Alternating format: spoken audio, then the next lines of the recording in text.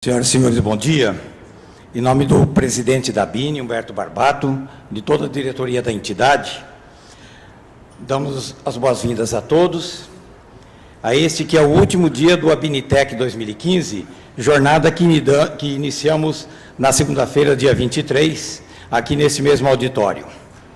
Hoje nós vamos debater um tema dos mais importantes para a nossa indústria, ou para toda a indústria, que é a sustentabilidade. Para tanto, quero chamar para esse praticável o diretor de sustentabilidade da BINI, André Luiz Saraiva, que vai moderar esse encontro. O diretor de produção e consumo sustentável, o senhor Ariel Cecílio Garcês Pares, que nesse ato representa o secretário de Recursos Hídricos e Ambiente Urbano do Ministério do Meio Ambiente, senhor Ney Maranhão. A senhora Patrícia Iglesias, secretária do Meio Ambiente do Estado de São Paulo. O senhor Fabrício Soler, advogado da Felsberg Advogados. A senhora Lina Pimentel Garcia, da Matos Filho Advogados. A senhora Juliana Maioral, especialista na área de risco socioambiental do Banco Itaú BBA. E o gerente de sustentabilidade da BINI, Ademir Brescancin.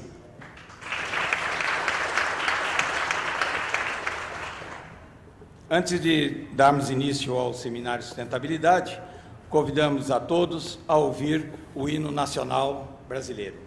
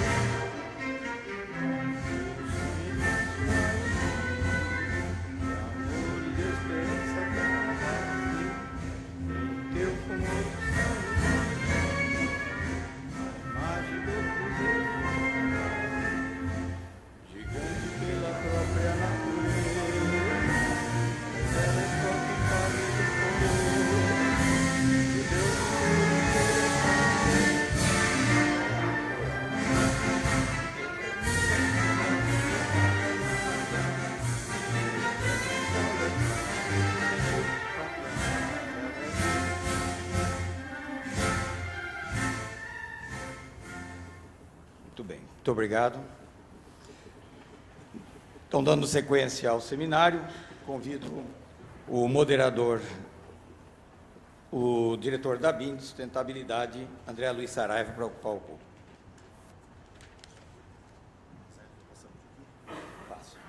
Aqui, então, se você for dominar, aqui para frente. Senhoras e senhores, bom dia.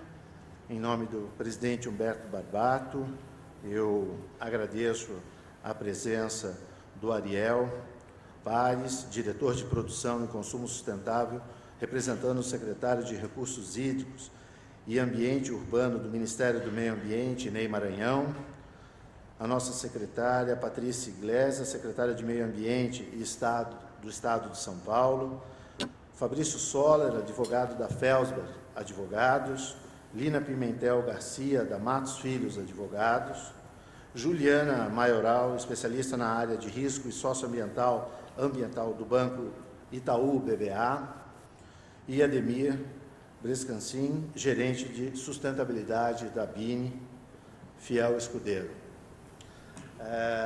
Senhoras e senhores, o objetivo que me leva a ter solicitado a área de comunicação a começar o nosso evento com uma parte importante do hino nacional é no que tange a responsabilidade de todos que aqui estão. O hino traz a nossa responsabilidade, traz o dever de forma compartilhada de todos envolvidos na implementação da logística reversa em nosso país. A lei trouxe um avanço, a lei também trouxe uma reflexão para o judiciário, porque outros marcos regulatórios publicados em nosso país fazem convergência de forma direta com esse instrumento e que precisam ser revistos para a implementação desse documento maior. O objetivo da sociedade anseia, com certeza, de ter uma solução para o encaminhamento de nossos produtos. Só que, por outro lado, queremos que isso aconteça em nosso país, mas que ele aconteça de uma forma clara, de uma forma ética, de uma forma transparente, de uma forma principalmente isonômica. E que o esforço para a implementação desse processo em nosso país possa trazer de forma clara, no ambiente de compras sustentáveis, o reconhecimento daqueles signatários do acordo setorial. Eu acho que isso é uma visão de futuro, ela coincide com o esforço de todos aqui envolvidos, têm esta responsabilidade e essa forma de olhar, estender a visão sobre esse aspecto e fazer a implementação desse trabalho no nosso país. Avanços já foram consolidados e eu gostaria, nesse momento, de parabenizar toda a equipe da BINI, que trabalhou arduamente essa semana para que o Abinitec acontecesse, a equipe de som, a todos os gerentes, a todos aqueles funcionários da BINI que participaram, a todos os senhores aqui presentes, para que nessa manhã possamos trabalhar a informação, divulgar o conhecimento e trabalhar em prol do nosso país. Pois ontem, na CNI, em reunião específica, a notícia que foi dada foi a seguinte: nós não teremos energia, nós não teremos água e a indústria terá que ser protagonista. Então, portanto, senhores, sorriam porque a bola está conosco, nós temos um papel importante para ser um indutor e uma mudança de comportamento, e isso será feito, tenho plena convicção, com o apoio e com a responsabilidade compartilhada de todos envolvidos.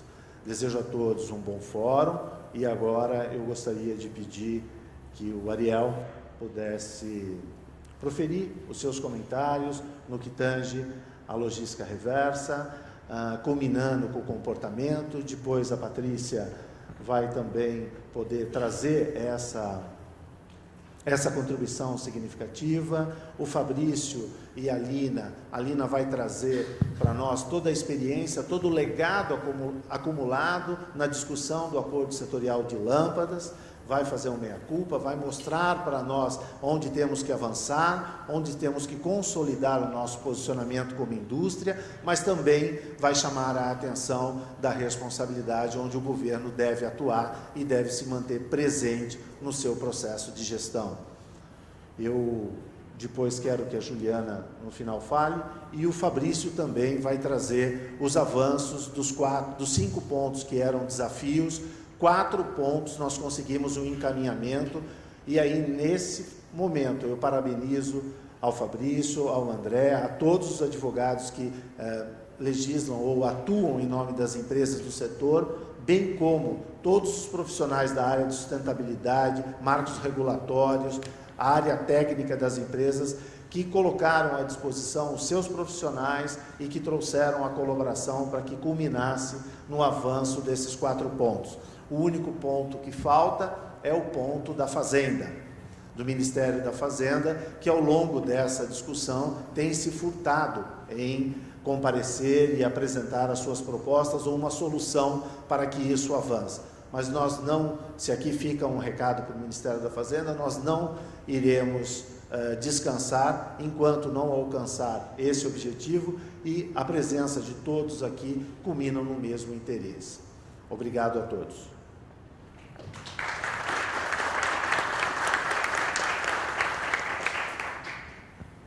Obrigado, André. Bom dia a todos. Tenho que agradecer em nome do Ademir e do André, que sempre são as contrapartes ao qual nós nos relacionamos no governo federal, e eu falo aqui, antes de tudo, desculpando a figura do Ney Maranhão, que é o secretário, né, que trata hoje dos acordos setoriais da logística reversa no Ministério do Meio Ambiente e no governo federal. Ele teve uma demanda, digamos, de última hora. Ele está na Bahia acompanhando a ministra e não teve como estar aqui. Mas eu vou falar menos de logística reversa, que eu vou deixar que o Ademir fale. E eu acho que o André já deu comentários aqui, portanto, eu vou ser muito breve. Eu acho que a logística reversa, não vou deixar de falar alguma coisa que me parece importante, viu, André? Ela é uma revolução. A logística reversa no mundo inteiro tem tido, não é, uma consequência forte de alteração do padrão de produção. E padrão de produção que todos nós estamos acompanhando segue, em alguma medida, né, parâmetros não só de inovação, mas de uma inovação voltado para processos e produtos verdes, que a gente podia chamar assim, processos e produtos menos impactantes. É que lá a logística reversa, mais do que produção mais limpa, ou seja, menos água, menos consumo de energia, menos consumo de materiais, etc., a logística reversa vai no âmago do que é um sistema produtivo onde os aspectos, não é, de programação de vida útil, a questão dos materiais, a questão da reciclagem, se coloca no fronte de um padrão de produção mais sustentável. Explico.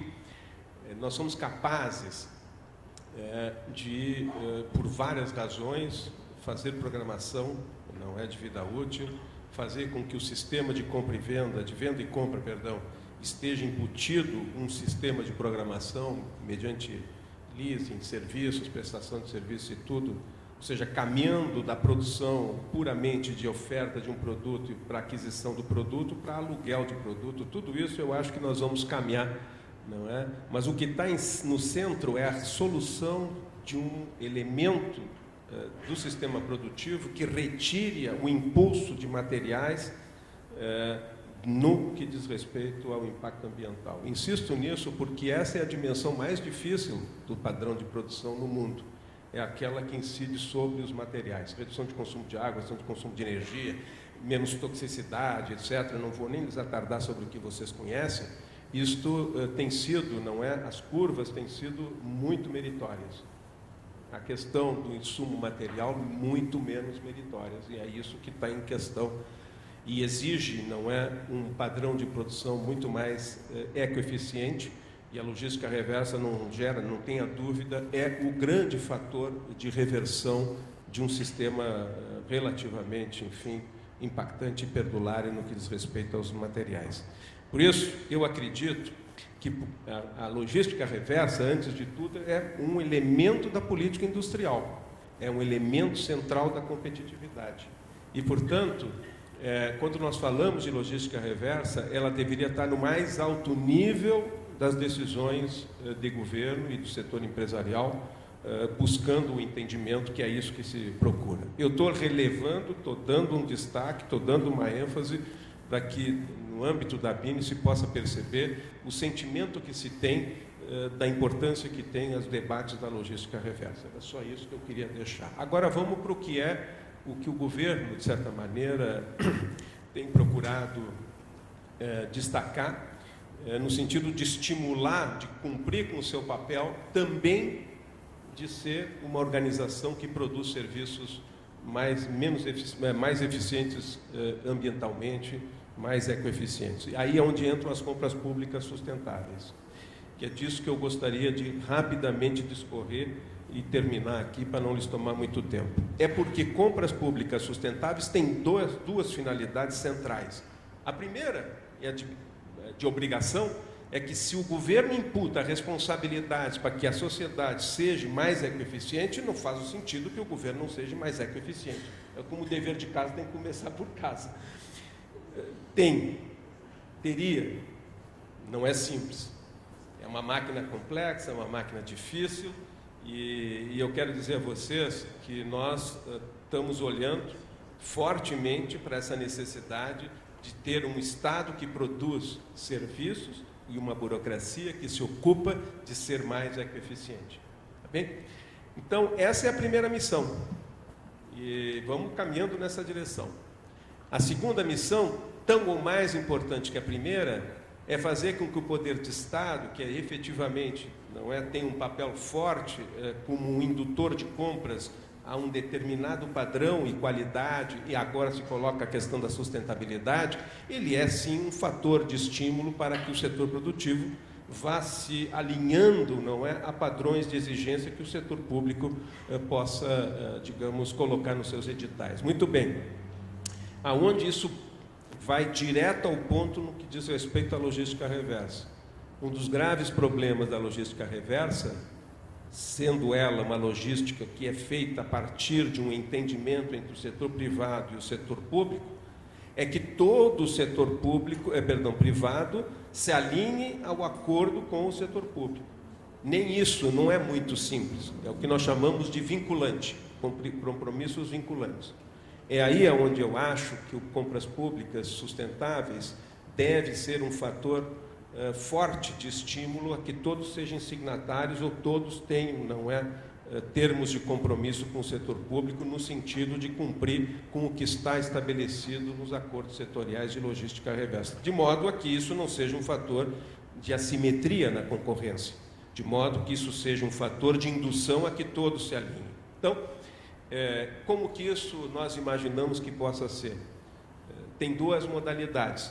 Se vocês me perguntarem, nós no governo federal não usamos ainda nenhuma das duas modalidades. O governo de São Paulo, que está mais avançado em compras públicas sustentáveis, aliás, iniciou antes do que o governo federal. Eu estava conversando com a secretária de que nos inspira, o esforço que o governo do Estado de São Paulo faz em compras públicas, seja no seu cadastro, seja no seu cadastro de editais de serviço, etc., todos eles montados para forçar a que o governo seja mais verde, mais ambientalmente sustentável e, sobretudo, seja um indutor de um padrão de produção. Mas o que eu queria dizer é que tem duas modalidades, e essas duas nós vamos perseguir no governo federal. A primeira é que, no processo de homologação das empresas que venham a ser fornecedoras, potencialmente, nós possamos exigir que sejam signatários dos acordos ou então apresentem, um termo de compromisso com o setor público. Termo de compromisso, seja com os estados, seja com o município, termo de compromisso que, do nosso ponto de vista, tem que ser igual ou mais restritivo que o acordo setorial, o que não pode é ser mais leniente, porque então, novamente, caímos na vala da não concorrência ou de uma concorrência assimétrica. Essa é a primeira coisa. A segunda é que, se no processo de homologação algum tribunal de contas, seja do Estado, seja do município, não tem muitos, mas do ponto de vista da União, se entender que isto poderia ser um fator de não atenção ao princípio da concorrência, da livre concorrência, nós entendemos que no processo de contratação nós vamos solicitar que esteja incluído no processo de contrato do fornecedor vencedor o princípio, a exigência de ser signatário ou então garantir que ele tenha um termo de compromisso que nos garanta uma gestão adequada do resíduo final. Portanto, esse é o que eu queria chamar a atenção do que nos parece central. Agora, muito bem, eu homologo, sou signatário, ou é um termo de compromisso, e por aí estabelecemos a forma que o governo contribui, seja com compras públicas para que a logística reversa funcione e o acordo seja cumprido. Eu tenho a impressão que o problema central para o governo ainda não está resolvido, que é saber o que é um bem ou um serviço ambientalmente sustentável. Não é simples, E, portanto, nós, no governo federal, introduzimos algo que é típico de política industrial, que é o de compreender dois momentos fundamentais de um entendimento entre o setor público e o setor privado, para poder identificar com critérios de sustentabilidade específicos a cada setor industrial. Uma coisa é critérios muito gerais, esses são sempre nos normativos, aparecem lá os critérios mais gerais. O que é muito importante é a sensibilidade do setor público de compreender quais são aqueles elementos, gargalos na área de sustentabilidade que estão sendo já, em alguma medida, implementados pelo setor produtivo ou deveriam estar sendo implementados porque são fortemente impactantes. Essa especificação de critérios de sustentabilidade setorial implica o que nós estamos introduzindo desde o ano passado, o que nós chamamos de diálogos setoriais. Os diálogos setoriais se faz com todo um aparato com a Confederação Nacional das Indústrias e as associações empresariais, no qual a BINI é um parceiro forte, e inclusive eu diria piloto, porque nós tomamos 3 setores, e desses setores, um é mobiliário, outro é limpeza e afins, instrumentos, produtos de limpeza e afins e serviços, e o outro é o de eletrônicos. Por quê? Porque são os setores que mais compramos, e, portanto, nos pareceria importante. E aqui eu queria, por último, dizer o que está em jogo. O que está em jogo é identificar já o que é um produto melhor, mais sustentável de um convencional. Se tiver um critério, é o que fazemos como fazemos em São Paulo, já está de bom tamanho. Mas isso é insuficiente, porque nós estamos falando de produção, estamos falando de estímulo e, portanto, temos que ver o futuro. Aí vem a programação, é o que nós gostaríamos e esse é o fato talvez original. É programar com o governo e setor produtivo, e aí é onde entra o princípio da política industrial, o que precisa, haja visto o benchmark internacional de melhores práticas de sistemas produtivos mais avançados, que nós gostaríamos de ver introduzidos no Brasil, qual o tempo, quanto custa e o que precisa o governo para ajudar e depois vai cobrar no tempo certo aquele tipo de produto. Se chama programação. Portanto, gente, eu acho que o que nós estamos num estágio que é o estágio do entendimento. Assim como fazemos acordo setorial, entendimento público-privado, com relação à logística reversa, também compras públicas segue o mesmo padrão. É um entendimento, identificando o que já hoje é melhor de um convencional, ótimo, e ao mesmo tempo programar a 1, a 2, a 3, a 5 anos, até mais anos, a introdução daquilo que é hoje um benchmark, que está na ponta, de modo que 2 coisas ocorram. Primeiro, a nossa indústria seja competitiva no padrão internacional, como tem que ser.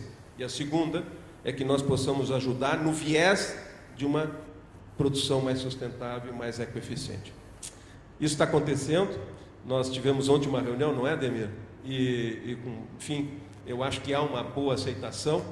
Isso está, digamos, andando e com o apoio de estudos técnicos, acadêmicos que possam, né, ajudar a mapear as normas, o benchmark internacional tecnológico e possa sempre ser feito todo o estudo, a negociação, o diálogo, todo ele sempre paritário, o setor público, o setor privado e o setor empresarial afim, que no caso é um piloto que a BINI não se prestou muito bem. Parabéns à BINI, eu queria mais ou menos registrar isso. Muito obrigado, gente.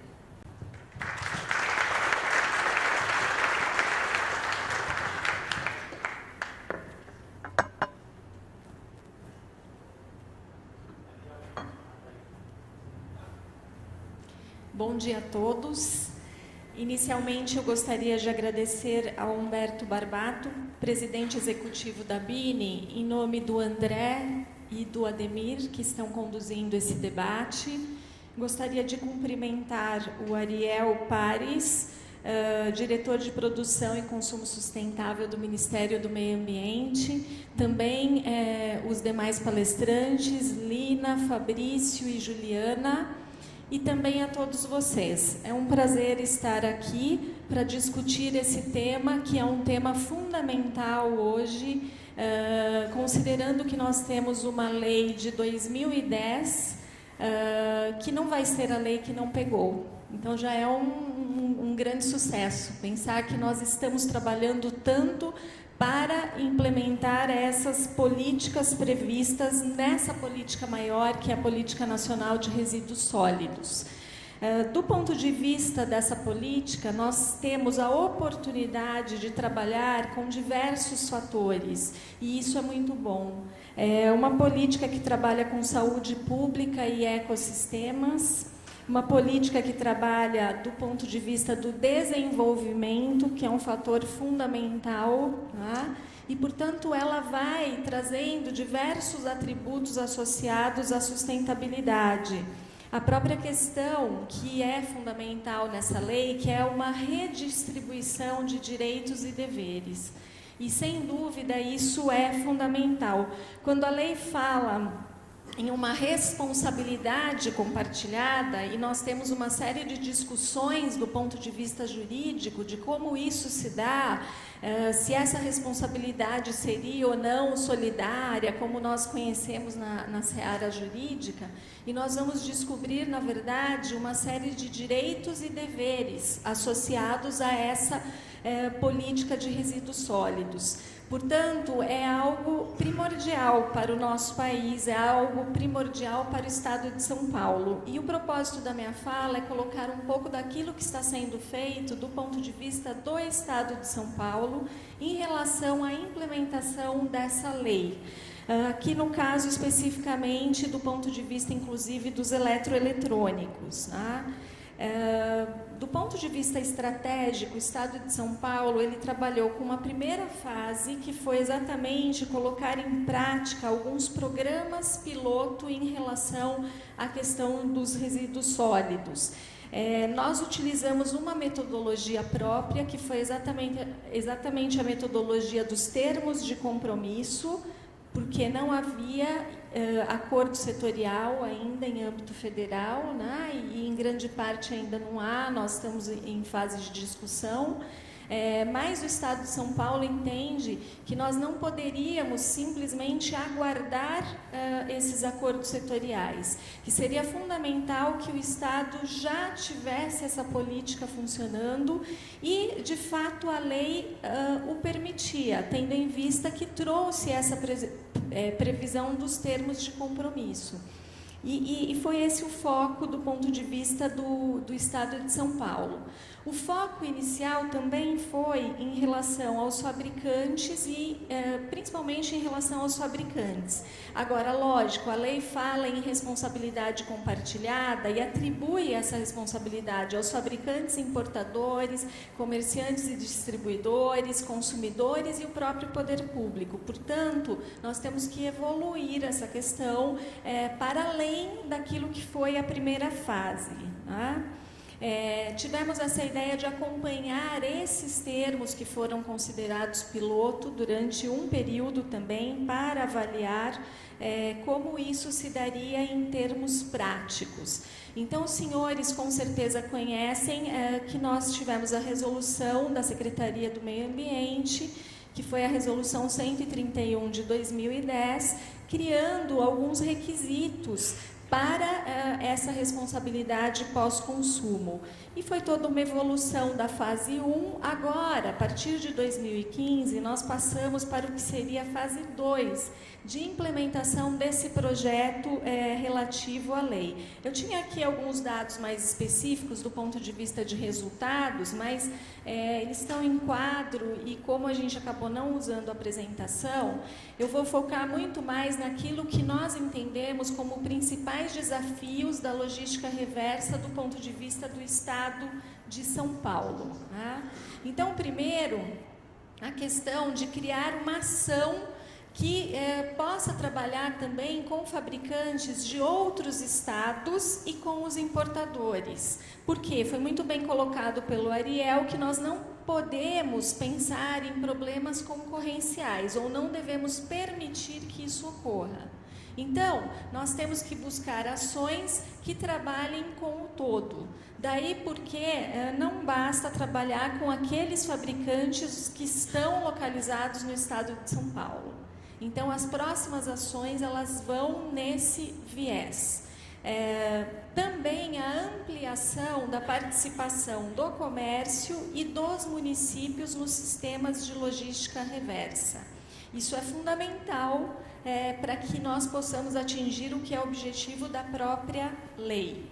a regulamentação dos planos de gerenciamento de resíduos no licenciamento. O Estado de São Paulo tem metas ousadas do ponto de vista do licenciamento e um planejamento a médio prazo para que empresas que não tenham a logística reversa não consigam e não venham a renovar suas licenças. E isso é algo que de fato vai ser cobrado. Então, é claro, dando prazo, dando condições, discutindo, mas isso de fato tem que ocorrer. Além disso, a padronização dessas metas, né? Então, metas geográficas, metas de recolhimento que possam ser padronizadas. Um ponto que é um pouco difícil, mas fundamental, que é exatamente a fiscalização. Então, tem que ocorrer a fiscalização e, em decorrência da fiscalização, a aplicação de sanções pelo descumprimento. E isso será também prioritário para o Estado de São Paulo.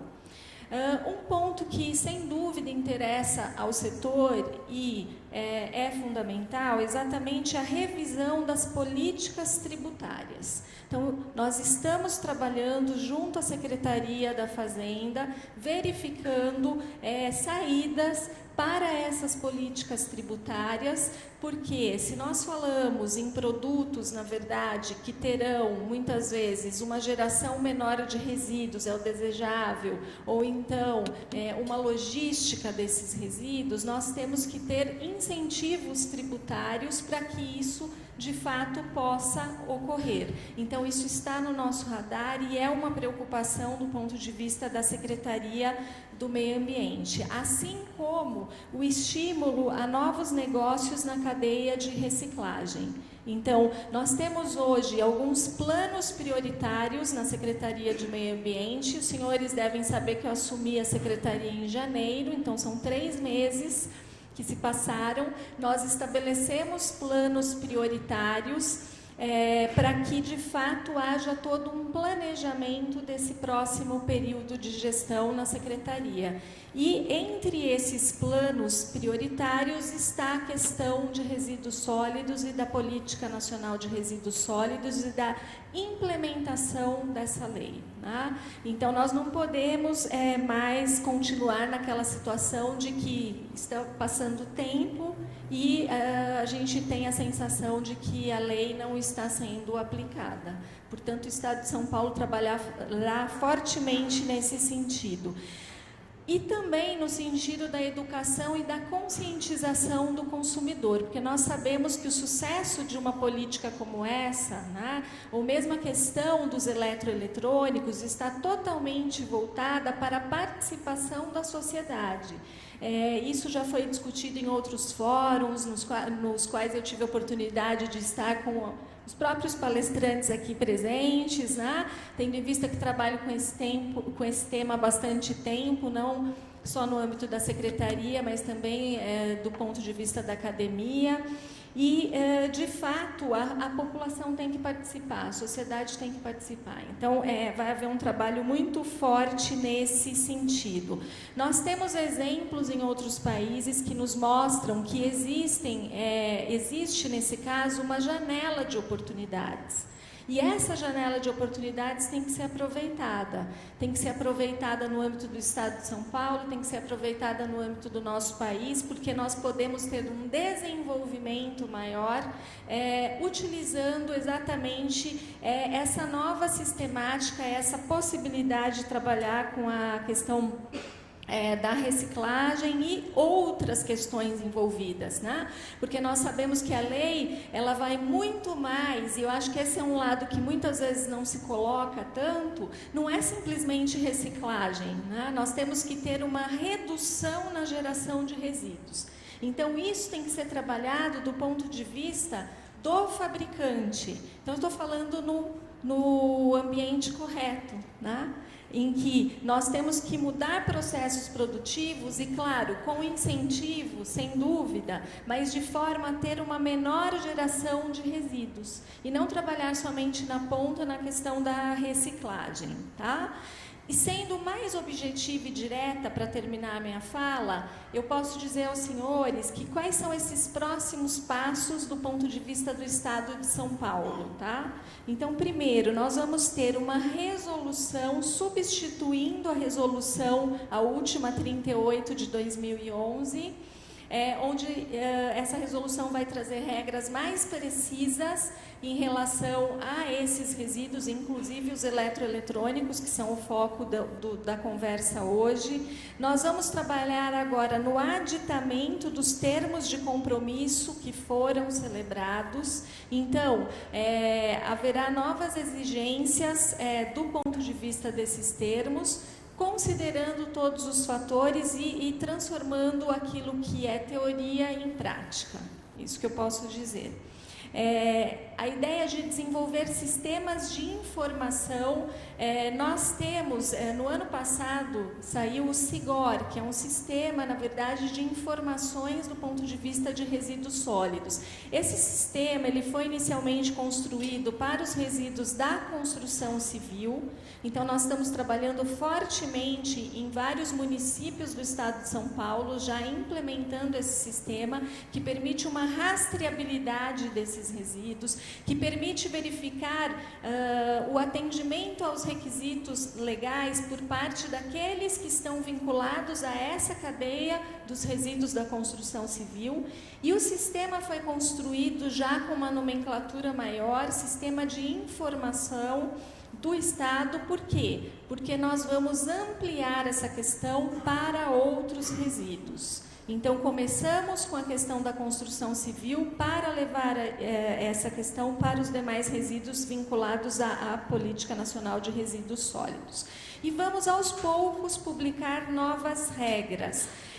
Como eu falei, discussão a respeito do ICMS junto à Secretaria da Fazenda, por exemplo, trazer algumas exigências para fabricantes que não estejam no estado de São Paulo, e, no caso dos fabricantes em São Paulo, trabalhar com essas exigências como condicionantes para licenciamento.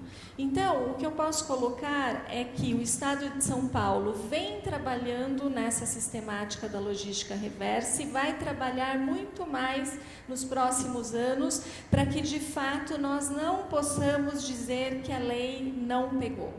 No Estado de São Paulo, com certeza, a lei já pegou. É isso que eu posso dizer aos senhores.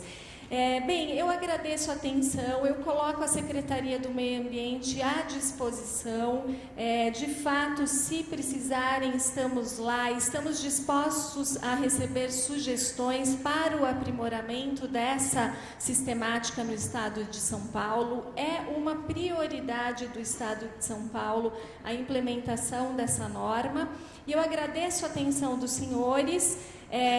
Eu comentei com o nosso moderador de que, infelizmente, por conta de compromissos de agenda, eu não conseguiria ficar até o final, mas eu me coloco à disposição para responder questões, se os senhores quiserem me enviar depois por e-mail.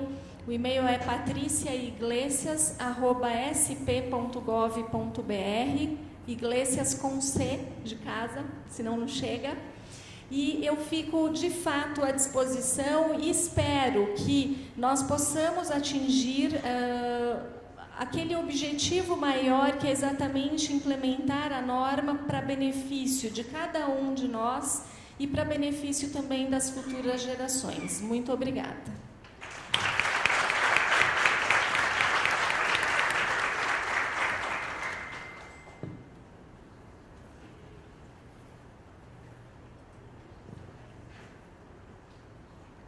Nesse momento, nós vamos só recompor aqui. Eu vou pedir para a Lina, por favor, sentar ao lado do Ariel, eu vou ocupar. E, Patrícia, obrigado pela participação. E a Bini está à disposição também. Obrigado, Flávio.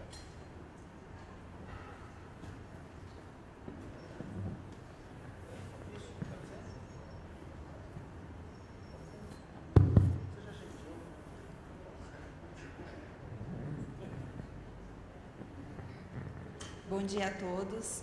Obrigada, Bini, pelo convite. É um prazer estar do lado da Secretaria de Meio Ambiente do Estado, do Governo Federal, e de vocês, da indústria, nós, advogados, colegas que vimos trabalhando aí nos projetos relacionados a resíduos sólidos. A percepção é justamente essa, que todas as frentes estão trabalhando no intuito de implementar a legislação.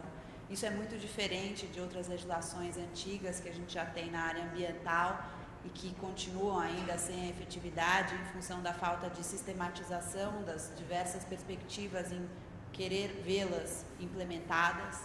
Eu me lembro há 15 anos, quando eu comecei na área ambiental, os clientes chegavam no escritório e perguntavam como faz para eu não cumprir a legislação ambiental.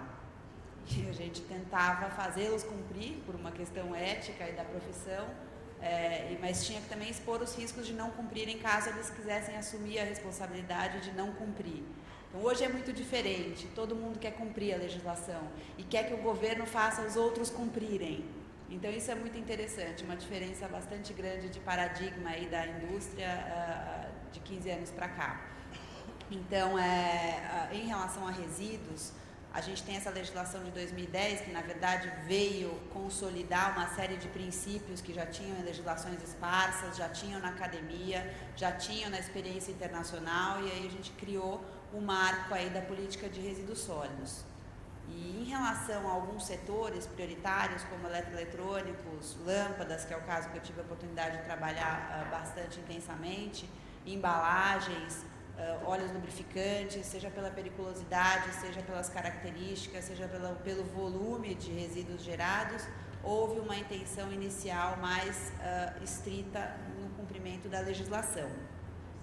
E isso da logística reversa, que é o que a gente está falando aqui, pode ser regulamentado por um decreto, por uma norma, então, que vai dizer como todos devem agir, pode ser por um termo de compromisso, empresas esparsas se comprometem a fazer determinadas medidas aí no intuito de cumprir a legislação, ou, como houve a opção do governo em fomentar, pelo acordo setorial. É justamente uma forma de já trazer aqueles que vão ser cobrados para se comprometer antecipadamente com alguma coisa que seja viável.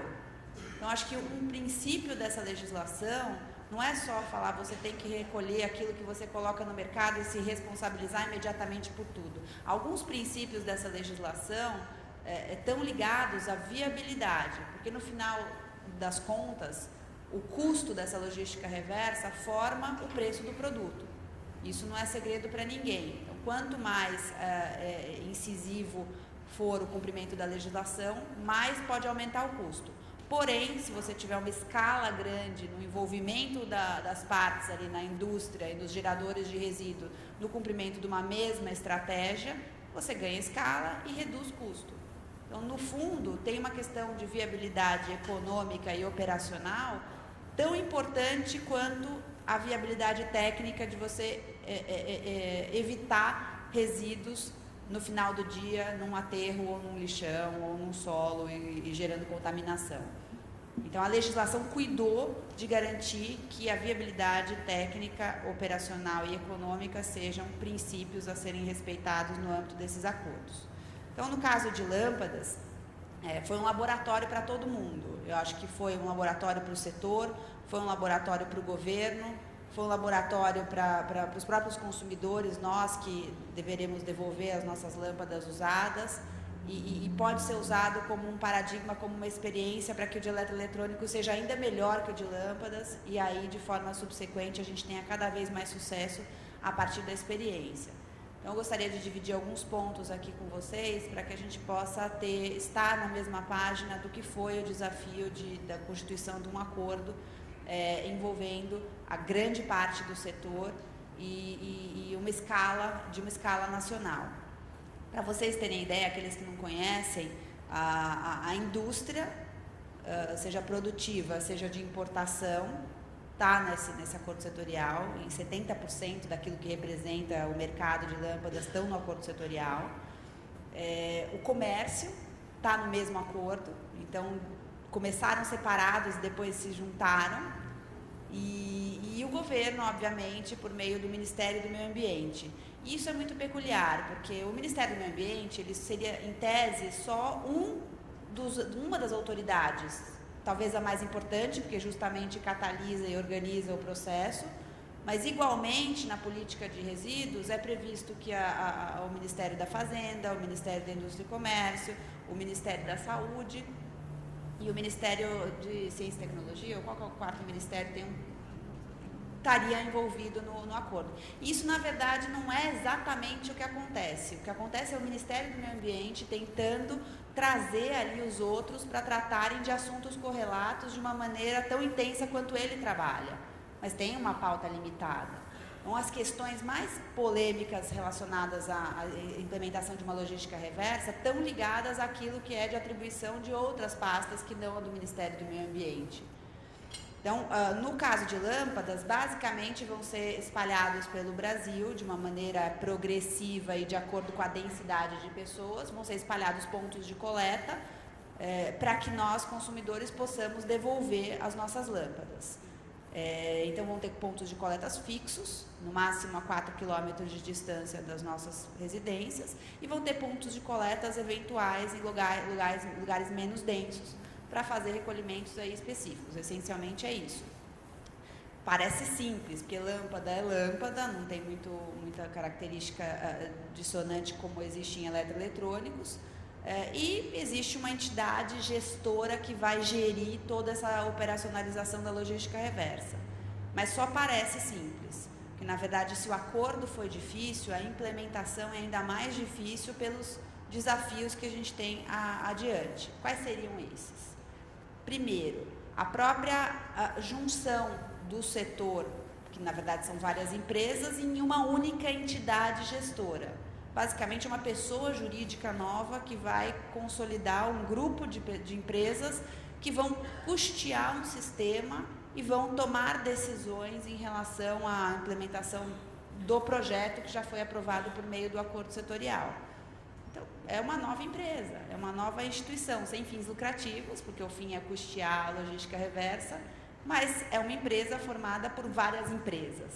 Então, tem toda uma questão de governança, a gente está incorporando essa entidade gestora e lidando com a convivência dessas empresas todas, que é um desafio, que vai ter uma fase de transição, acomodação e vai depois dar sequência aí à continuidade e à perpetuidade da implementação desse projeto e a aceitação de novos entrantes. A ideia é que essa entidade gestora comporte quem quer que queira aderir ao sistema. Como eu disse para vocês, 70% do mercado está lá. Então, 30% do mercado, que são 600 empresas, na verdade, que ainda estariam fora do acordo setorial, vão precisar aderir a isso, para que a gente continue ganhando escala na implementação do programa e para que essas 30% que não estejam aderentes ao acordo não ganhem competitividade por estarem descumprindo uma regra ambiental e estabelecida com o governo. Porque o custo da logística reversa de lâmpadas, ele varia entre 30 e 40 centavos por lâmpada. Então, os não aderentes ao acordo estarão com um ganho de mercado, se eles não tiverem aderentes.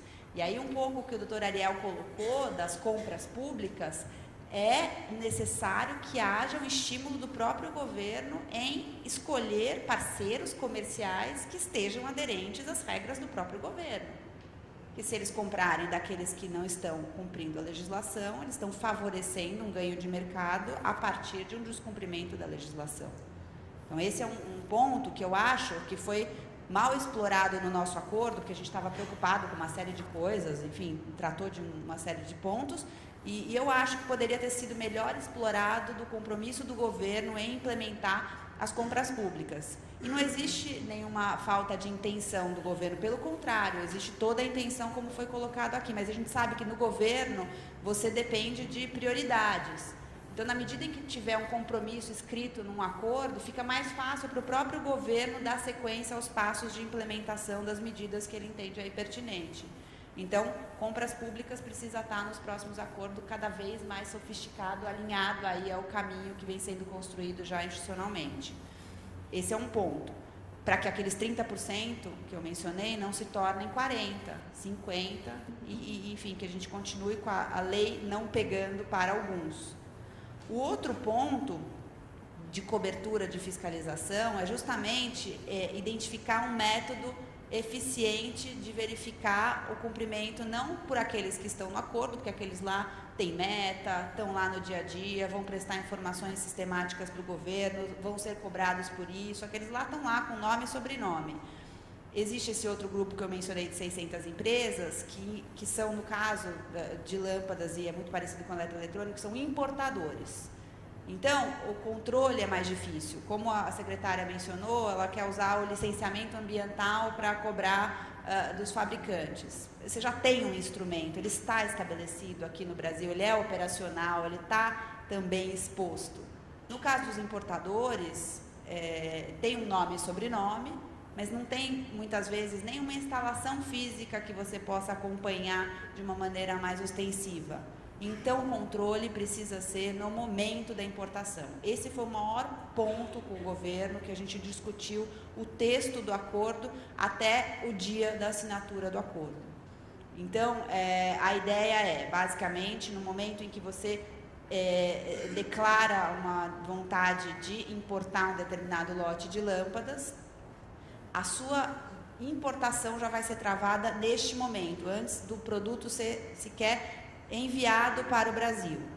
Neste momento, vai haver uma análise prévia por parte das autoridades competentes, e a gente está trabalhando com o governo, se vai ser o IBAMA, se vai ter a ajuda do Inmetro, que já tem experiência em controle prévio, quem que vai fazer essa análise, previamente, portanto, à vinda do produto para o Brasil. Porque depois que o produto entra no Brasil, de fato, a gente não tem qualquer controle, a distribuição dele, e aí fica mais difícil de alcançar uma fiscalização adequada de quem está e não está aderente à legislação. Então, acho que esse ponto é um que eu gostaria de ressaltar, porque é a dependência que o setor tem do governo e a busca que se tem de fiscalização. Como eu disse, diferente de 15 anos atrás. A gente quer que o sistema todo seja bastante fiscalizado. Então, acho que esses pontos são os fundamentais para trazer em relação às peculiaridades do acordo de lâmpadas. E o outro, o último ponto, é em relação à abrangência do acordo. O sistema, esse mencionado de lâmpadas, e certamente a lógica também do de eletroeletrônicos, ela é baseada numa implementação nacional. A progressividade e os critérios de eleição dos locais de recolhimento, da forma de recolhimento, tem um racional nacional. E sem, claro, preterir nenhum tipo de lugar, justamente por isso a abrangência nacional. Mas a gente tem 6 mil municípios, a gente tem diversos estados que querem ter suas legislações próprias. E acho que tem que ter, para lidar com diferentes peculiaridades locais ou regionais. Mas isso não deve impactar a lógica e a viabilidade econômica e operacional do sistema como um todo. Então, acho louvável que queiram se utilizar do licenciamento ambiental no Estado de São Paulo para melhorar a fiscalização. Eu acho que é louvável você vincular, eventualmente, uma inscrição estadual a uma conferência da aderência à legislação. Mas é difícil dialogar com estados ou municípios que queiram recolhimentos específicos ou pontuais, porque naquele município tem uma situação de armazenamento de determinado produto, ou tem um grupo de cooperativas que quer participar do sistema. Quer dizer, todas as situações vão ter que ser discutidas. Mas é preciso resguardar a estrutura de um plano nacional que tenha sido estabelecido por meio de um acordo setorial de abrangência nacional. Então, a ideia é que, por mais que a gente tenha uma legislação que todos devem saber, todo mundo pode legislar em proteção ao meio ambiente, União, Estados e municípios. Resíduos não é uma legislação puramente ambiental. Ela lida com uma questão econômica, ela lida com a questão de comércio interestadual. Então, não existe uma liberdade ampla e restrita para se desejar em cada município ter um programa específico de recolhimento. Então, existe uma necessidade de harmonização com a legislação nacional, com o espírito e a concretização do que foi estabelecido num acordo nacional, e é isso que a gente vem lutando todos os dias. A gente está sofrendo vários tipos de medidas judiciais e administrativas, buscando diferentes conceitos em diferentes localidades daquilo que foi feito no Acordo Nacional. Então, devemos obter êxito continuamente no Judiciário para ir fortalecendo um pouco do conceito que eu estou dizendo para vocês, da necessidade de prevalência de um plano nacional e progressivo que vá trazer efetividade para um recolhimento significativo, para uma mudança de cultura, para o engajamento do mercado, mas que deve haver um respeito ao próprio conceito da federação. Então, o Ministério Público vai ser um parceiro.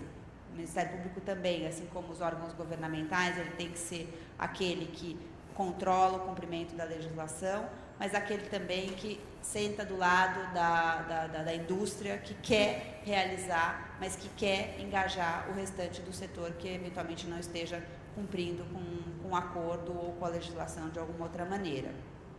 Então, a ideia é trazer o Ministério Público do lado também da indústria, compreendendo as situações técnicas que revestem também uma estratégia de implementação de logística reversa.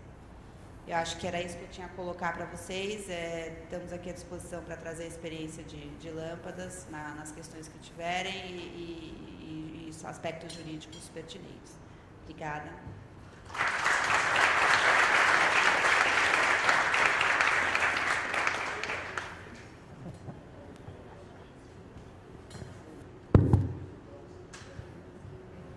Fabrício, antes de você falar, eu só queria dar existem um formulário disponível para as perguntas, tem as moças que atuam aí para receber essas perguntas, ela está lá no fundo, ó, né? Bom, isso.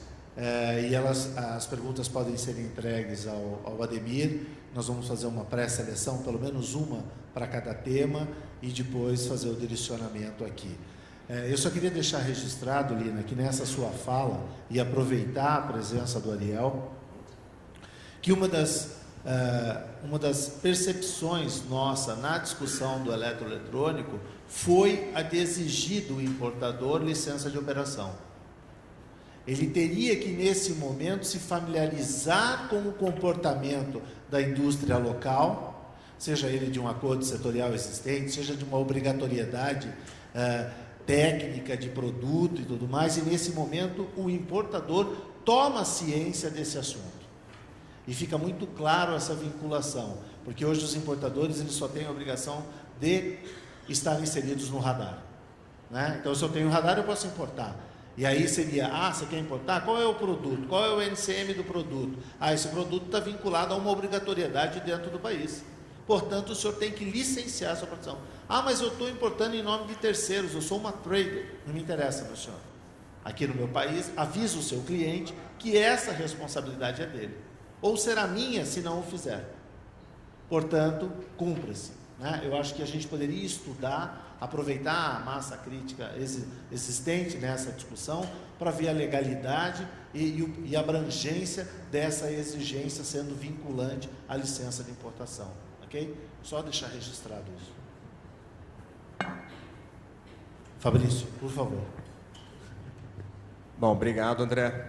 Queria primeiro agradecer o convite, em nome do presidente Humberto Barbato, especialmente em nome do André Saraiva, diretor de sustentabilidade, o querido Ademir também, Ariel, Lina, a Patrícia, Juliana, e a vocês, né, dispor uma sexta-feira para a gente tratar de lixo, né, de equipamento eletroeletrônico, ou resíduo, ou valor, seja lá como é que a gente vai defini-lo.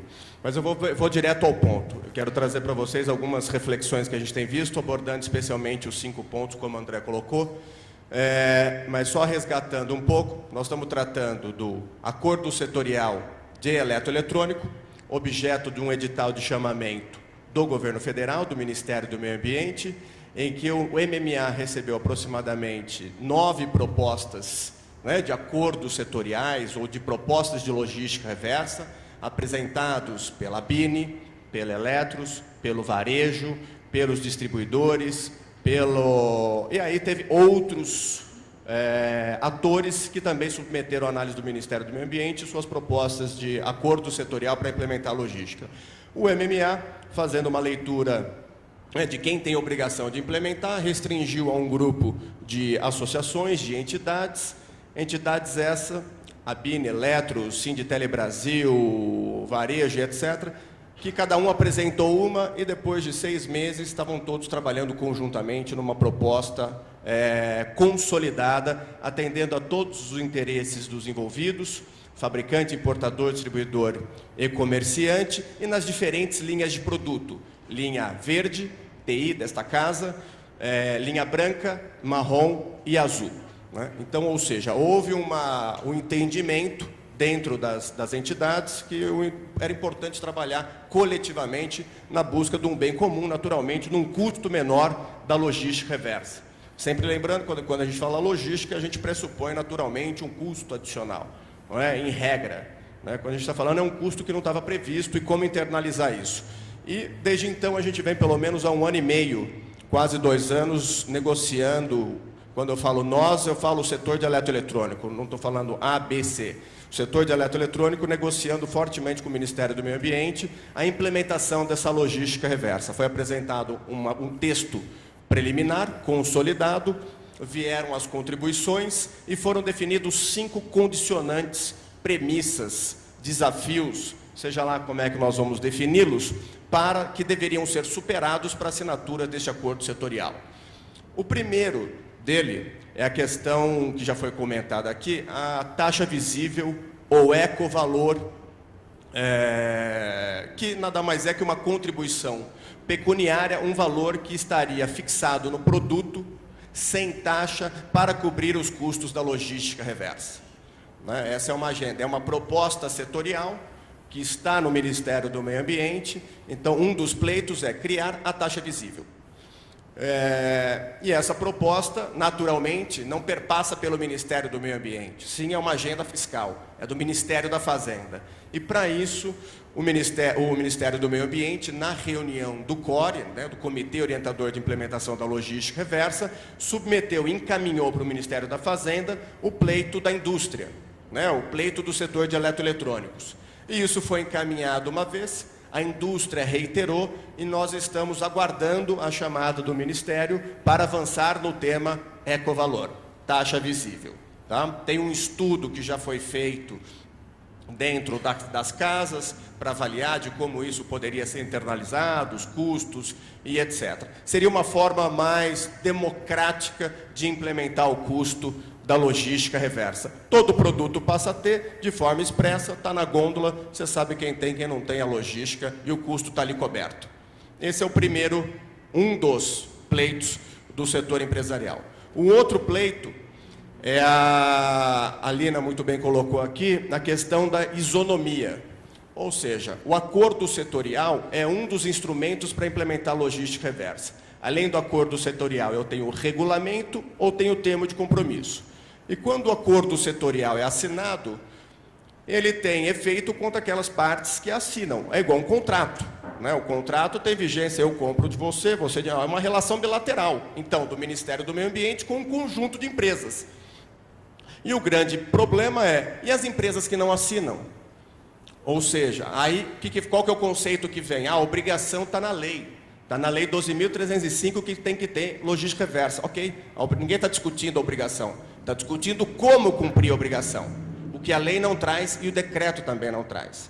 Então, qual que é o risco de você ter a logística aplicável para algumas empresas, as signatárias, e as outras, que é o que a gente poderia chamar, na Europa, chama de free riders, estariam fora do sistema. Sem controle, sem fiscalização, sem internalização desse custo que aquelas que subscreveram o acordo setorial teriam. Então, para isso, qual que é a condicionante, qual que é o pleito? A edição de um decreto federal de uma forma a uniformizar as diretrizes do acordo setorial a todas aquelas empresas que não assinam. Desta forma, aquela empresa que não assina sabe a regra. Qual que é a regra? É que está no acordo. Eu não assinei acordo, tudo bem, por isso que tem o decreto federal determinando a você o cumprimento daquelas diretrizes de implementação. Então, esse encaminhamento, no primeiro momento, o Ministério do Meio Ambiente se posicionou desfavorável, mas depois, entendendo a fundamentação, a base legal, a base econômica que sustenta essa proposta, entendeu-se como passível de ter um endereçamento interno. Esse foi um grande ganho do setor, em que pese não ter sido publicado nada ainda, mas o fato dele ter internalizado que um decreto se faz necessário, a gente teve um avanço tremendo. E isso, eu acho que se deve muito ao trabalho que o André, a Bini faz, o Ademir, eu acho que o próprio secretário aqui fica um cumprimento, o secretário Ney Maranhão, muito sensível, de muito bom senso, e que conseguiu interpretar que, de fato, eu não posso criar regras diferenciadas para o mesmo setor, no mesmo mercado. Eu tenho que manter uma harmonia, uma isonomia de regras. E isso foi, a gente está muito contente que conseguiu superar esse ponto, pelo menos no endereçamento. A consultoria jurídica do Ministério do Meio Ambiente entendeu e, a priori, concorda com essa leitura. O outro ponto é a bendita periculosidade dos equipamentos eletroeletrônicos. O eletroeletrônico, se você friamente analisar a instrução normativa IBAMA 1213, que trata da lista brasileira de resíduos, você chega à conclusão que pode ser um resíduo perigoso pelo fato de ter bateria lá no equipamento. E vai ser basicamente cara crachá. O sujeito vai olhar a linha que fala equipamento eletroeletrônico e vai olhar a periculosidade. Tem lá o asterisco, não tem interpretação. E o que o setor gostaria, eu tenho que facilitar esse trâmite. Eu não posso burocratizar a logística tratando A gente fala sempre do celular, que é o melhor exemplo, que é o mais fácil de interpretar, que ele aqui é um produto, na gôndola é um resíduo, e mais, está com a bateria, é perigoso. Quer dizer, é um tremendo contrassenso. Não justifica esse tipo de interpretação. No entanto, a norma não dava margem a outro tipo de interpretação. E, neste caso, foi feita uma proposta pelo setor de alterar essa instrução normativa do IBAMA, eu não sei se é 1312 ou 1213, mas de incluir um dispositivo expresso que coloque produtos eletroeletrônicos descartados, objeto de logística reversa. Ou seja, que aquilo é um equipamento, é um produto, é um resíduo, mas está longe de ser perigoso. Tá? Então, essa é uma proposta, e o governo, é lógico, isso não é diretamente no Ministério do Meio Ambiente, mas é dentro do CISNAMA, porque essa instrução que eu estou comentando com vocês é uma instrução normativa do IBAMA. Então, ou seja, estaria dentro do Sistema de Controle Ambiental Nacional, do Sistema Nacional de Meio Ambiente, o que seria passível e é um pleito razoável e justificável. E isso também, depois das reuniões, eu acho que foi assimilado pelo Ministério do Meio Ambiente que, de fato, o setor eletroeletrônico está correto. Isso pode travar na formalidade, sem prejuízo da outra pauta, do outro pleito, que é a questão de um documento que permita o transporte transfronteiriço, desse material, desse produto. Hoje há muita discussão de qual que é a regra, um Estado prevê de uma forma, o outro não, uma empresa emite nota fiscal, a outra um documento. Quer dizer, como é que eu uniformizo isso? Eu tenho que ter uma regra federal. Eu não posso, porque hoje nós temos o cúmulo de produto eletroeletrônico, ele pode ser produto, scrap, resíduo, rejeito, a depender da forma que isso vai ser classificado dentro da empresa, como um ativo, como objeto descartável. Eu estou falando sobre os desdobramentos fiscais dessa movimentação. Nós não temos uma harmonia que conceitue de forma clara e inequívoca o que seria. Então, para isso, tem um pleito, que isso é no âmbito do CONFAS, Ministério da Fazenda também, tendo como precedente um trabalho desta casa para pilhas e baterias, de estender a dinâmica de pilhas e baterias para os eletroeletrônicos. Eu preciso ter um documento simplificando a movimentação disso Brasil afora. Até porque, não vamos lembrar, onde estão as principais unidades recicladoras, as principais unidades de tratamento, estão próximas do maior mercado consumidor. Estou falando do Sudeste. Quer dizer, mas isso vai vir volume do Norte, Nordeste, Sul, com o tempo isso se estruturando. E eu não posso ficar a reboque tendo que resolver coisinhas pontuais em determinados estados. Então, esse é o quarto ponto, que é a questão de uma uniformidade do transporte, um documento que permita transportar este material de forma segura e fiscalmente responsável.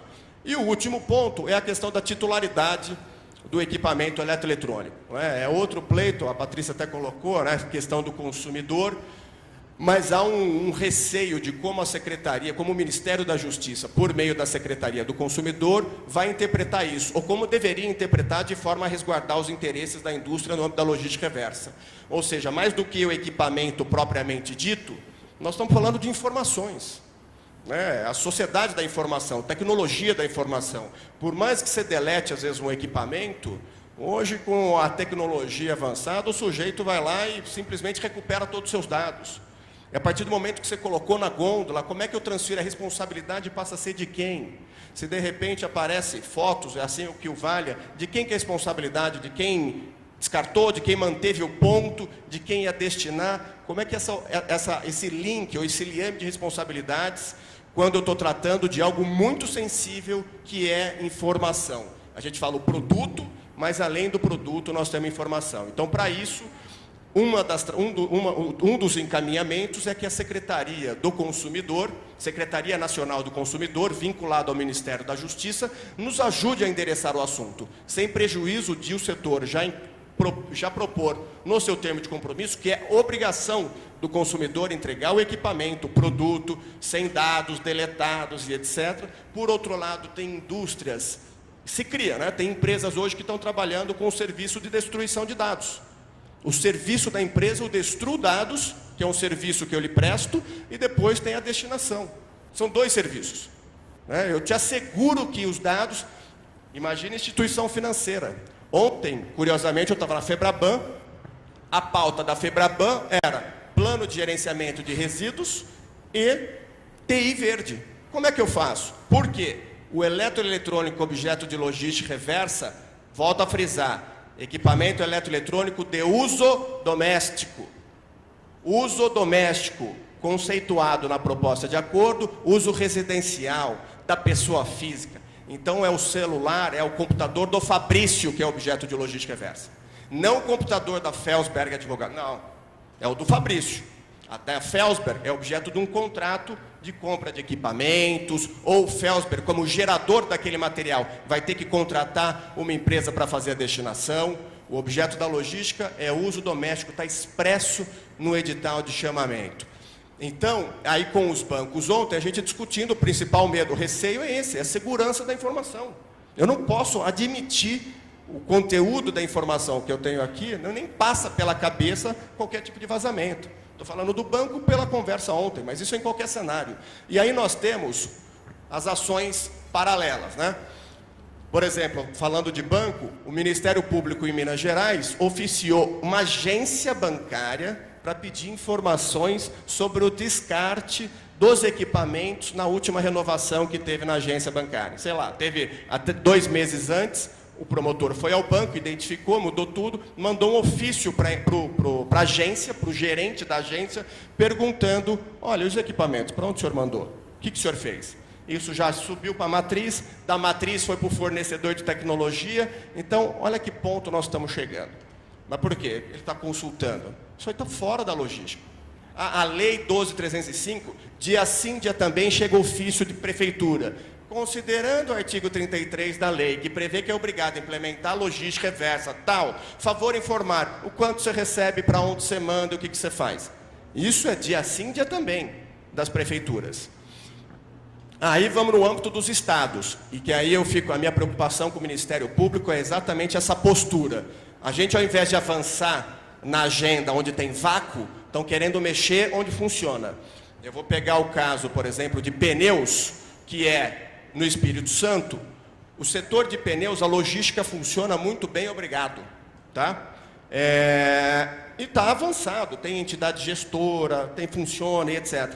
O Ministério Público do Espírito Santo, na verdade, essa logística é feita em parcerias com as municipalidades. Eles firmam um termo de parceria, o município geralmente cede uma área, que não é só para pneus, é um ecoponto que recebe todo tipo de tralha e pneus. E aí tem um termo de parceria que o pneu que vai estar lá, eu, indústria, fabricante, passo o recolho e dou destinação. Termo de parceria, ok? Compartilhada, não é isso? Ok. O Ministério Público do Espírito Santo está oficiando a indústria, está oficiando as prefeituras para responsabilizá-la sob pena de improbidade administrativa, porque uma vez que ela está implantando os pontos junto com a indústria, ela tem que cobrar da indústria pelo serviço que ela está prestando. Eu estou falando que o setor que funciona, o setor que é exemplo, o setor que gasta aproximadamente 100 milhões por ano com logística, já há um certo tempo, que briga de forma muito contundente contra os importadores, é um container que entra num porto, um container que entra no outro, e o Ministério Público pegando no pé no Estado. E qual que foi a solução? Ok, muito bem, obrigado. Então agora eu só faço se todos os importadores estiverem aqui, todos os comerciantes do Estado forem obrigados a receber, e aí a gente volta a conversar. Enquanto isso, o Estado fica sem logística, simples assim. Aliás, esse é um ponto que a gente colocou na proposta de acordo, que foi criticada, que a gente colocou o seguinte, na proposta de eletroeletrônico. A partir do momento que tem uma lei no Estado ou no município que contraria a norma federal ou o acordo setorial federal, a eficácia do acordo para aquele território está suspensa. Essa era uma proposta. Ou seja, ou você está em linha, eu não estou falando para ser mais brando ou nada, esteja obedecendo a diretiva. Responsabilidade compartilhada não é responsabilidade solidária, fabricante é fabricante, importador, distribuidor, todo mundo tem que estar lá citado, e não um ou outro. Então tem normas que trazem essas diferenciações.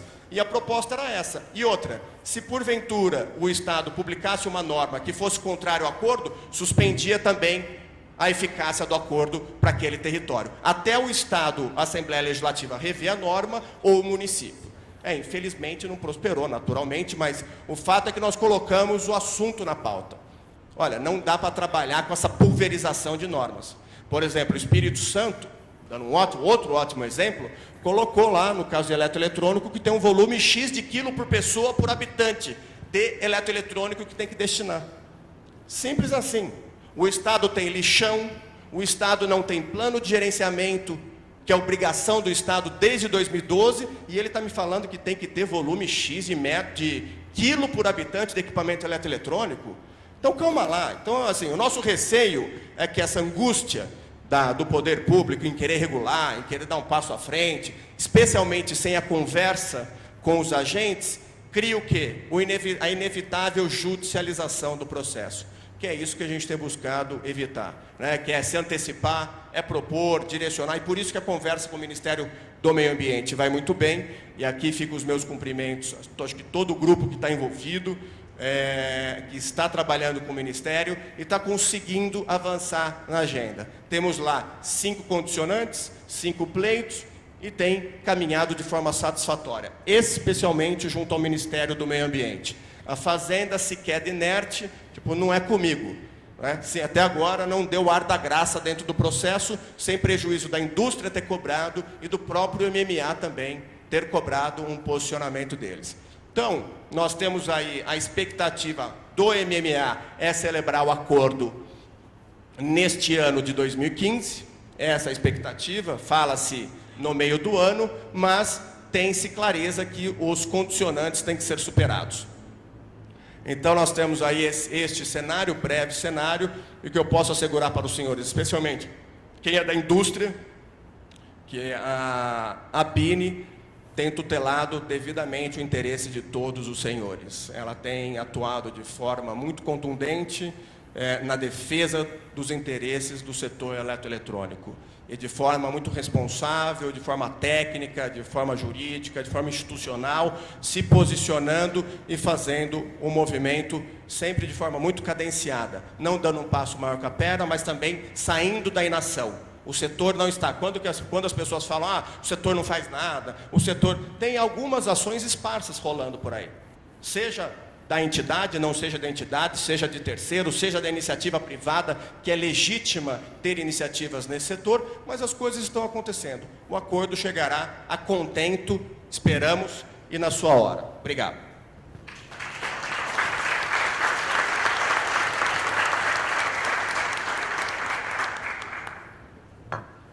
Eu vou aproveitar com a Juliana para ela poder fazer a apresentação. Aí, no caso dos questionamentos, das perguntas, a gente aproveita o palco formado para poder atuar nas respostas, ok? Juliana, por favor.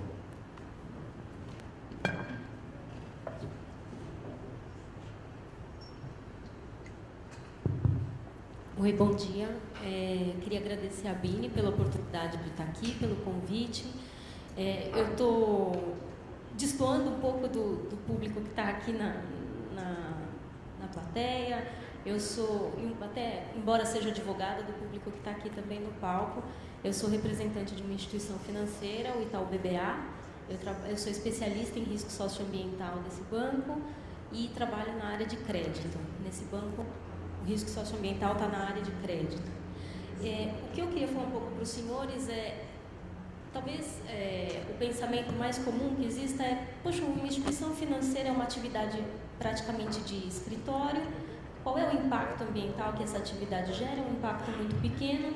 Por que essa instituição financeira grande se preocupou em ter uma área de gestão de risco socioambiental? O que isso tem a ver com a instituição financeira? E aí eu vou começar falando um pouco sobre... Eu prefiro falar? Tá. Vou falar um pouco sobre... Então, por que uma instituição financeira se preocupa com essa questão? A instituição financeira predominantemente lida com risco, gestão de risco, recursos públicos, recursos dos poupadores. Esse é o nosso dia a dia. E aí, nada mais natural que a gente se preocupar com qual é o risco que a questão socioambiental traz para a instituição financeira do ponto de vista de imagem. O banco é uma companhia aberta, com ações negociadas em bolsa, o banco tem inúmeros correntistas, portanto, tudo que o banco faz está na mira, seja dos seus acionistas, seja dos seus clientes. Portanto, quanto melhor a gestão de risco que a instituição financeira tem, maior a credibilidade que ela ganha perante os seus acionistas, perante os seus clientes. E, então, a gente tem uma reputação melhor, diminui o nosso risco. Além disso, a gente faz repasse de recursos e existem entidades que requerem práticas diferenciadas de gestão de risco ambiental pela instituição financeira, concedendo melhores taxas de juros para isso.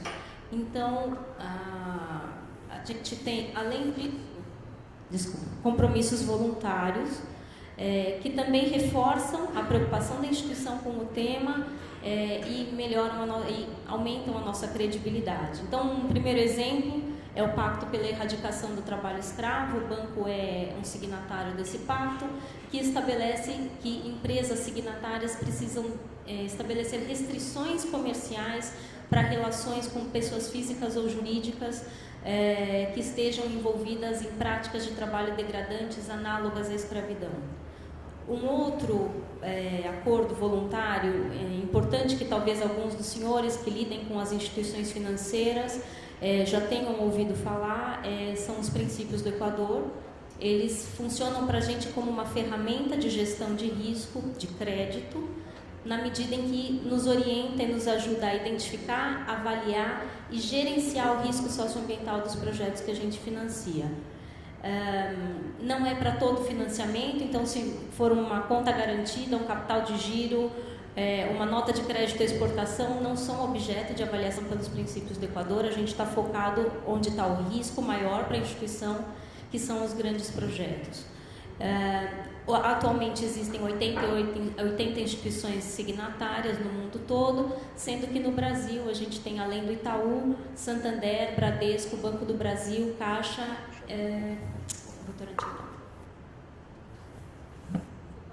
Voltar para mim, por favor.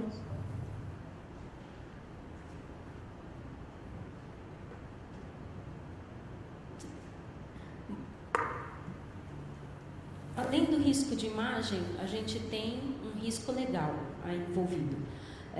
Existe até a resolução do Banco Central de 2014 que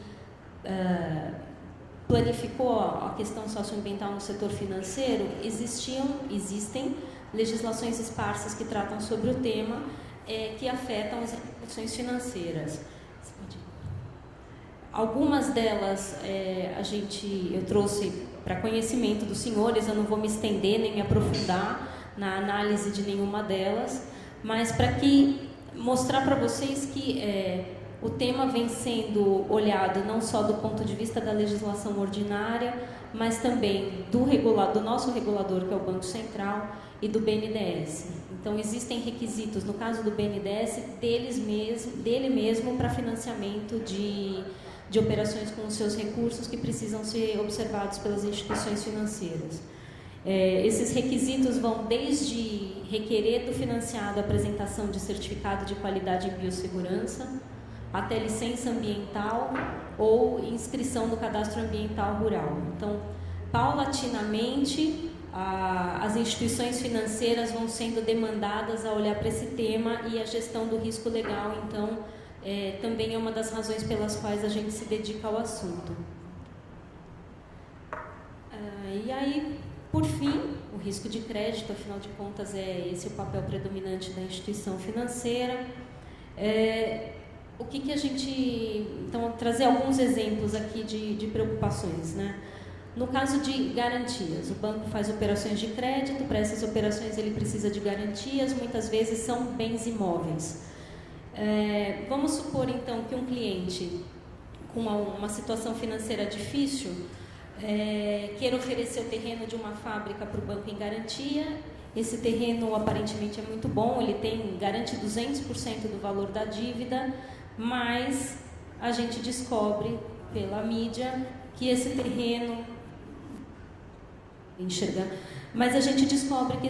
está contaminado, e que o valor de indenização dos afetados por essa contaminação do terreno gira em torno de R$1.000.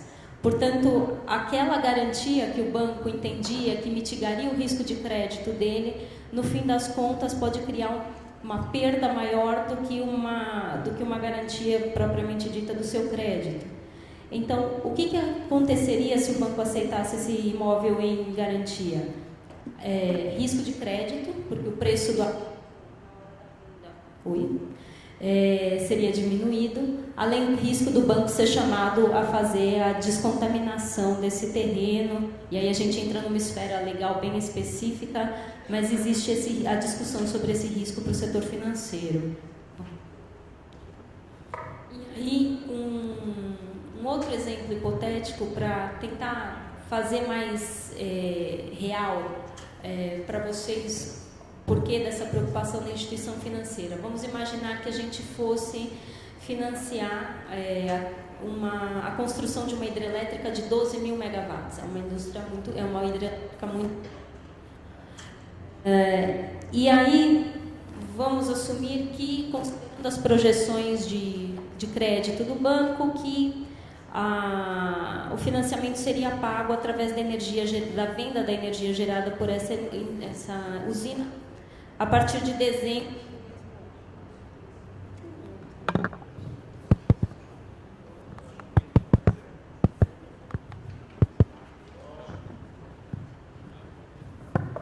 Desculpa. Não é problema de pilha, tá? Bom, e aí, de acordo com os estudos ambientais e o programa básico ambiental, cerca de 2.000 famílias vão ser afetadas por essa usina hidrelétrica, incluindo população indígena. Se alguém já ouviu alguma história parecida com isso, este é um exemplo fictício muito próximo da realidade. E aí, finalmente, vamos supor que o cliente entenda que o risco socioambiental não tem nada a ver, o negócio dele é gerar energia, ele tem um prazo, ele venceu o leilão, ele tem um prazo para entregar essa energia, e o negócio dele é tocar obra para fazer essa energia ser gerada dentro do prazo, vender e conseguir o lucro dos acionistas e pagar o banco. Muito bem, então ele não investe, não acha que é importante mitigar o risco socioambiental nesse caso, embora 2.000 famílias sejam afetadas, inclusive população indígena. O que acontece? Esta imagem é real. Protestos, manifestações, obstrução do canteiro de obras, suspensão da licença de instalação do projeto. Conclusão disso tudo, além do desgaste público da imagem da empresa na mídia, o que acontece?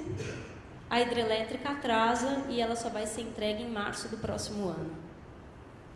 Portanto, o fluxo de caixa seria prejudicado nesse caso, porque contava-se que o início da venda da energia seria em dezembro e não em março. O seguro garantia e o seguro performance não cobrem esse tipo de incidente. E se a gente tivesse como garantir os recebíveis da venda? A venda está atrasada. Como é que fica a provisão de devedores duvidosos e a lucratividade do banco? Como é que ficam os nossos acionistas, como eles veem essa situação? A reputação do banco perante os nossos acionistas e os nossos clientes. E aí, por fim, como é que isso impactaria a performance do banco? Portanto, esse exemplo, ele ilustra que meio ambiente vai muito além de salvar tartarugas, ou beijar baleias, ou abraçar árvores. A gente está falando aqui de negócios e de riscos efetivos para a instituição financeira. Mas a nossa questão principal aqui, imaginando um gráfico com dois eixos de risco-retorno, em que eu tenho uma situação de risco inaceitável, eu tenho um ambiente de risco inaceitável e risco aceitável. Um investimento sem gestão de risco socioambiental transita na esfera do risco inaceitável. Para a instituição financeira, por todas as razões que eu falei, por todos os riscos que eu mencionei anteriormente, isso está no âmbito do inaceitável. Mas, na medida em que existe uma gestão de risco ambiental, a gente consegue transitar do âmbito inaceitável para o âmbito aceitável. E, portanto, dizer não para o financiamento de projeto, dizer não para a concessão de um crédito é doloroso, mas é difícil de dizer. E seria a situação mais fácil, mais cômoda para a instituição financeira. Eu não tomo risco nenhum, o risco é do empreendedor, a atividade é dele e eu fico tranquilo. Mas nosso objetivo não é esse. O nosso objetivo é transitar do risco inaceitável para o risco aceitável e, com isso, transformar risco em oportunidade e fazer negócio. Aqui um pouco então, considerando esse cenário, esse pano de fundo que eu contei para vocês agora, a linha do tempo do tema dentro do Itaú BBA, do Grupo Itaú Unibanco, e aí acho que vale a gente destacar em 2004 a adesão aos princípios do Equador, e aí depois em 2008 a gente assumiu a presidência do comitê diretivo desses princípios, e depois a política de risco socioambiental do corporativo do Itaú BBA, e por fim a resolução 4327 do Banco Central, que institui a política de risco de responsabilidade socioambiental como obrigatória para todo o segmento financeiro.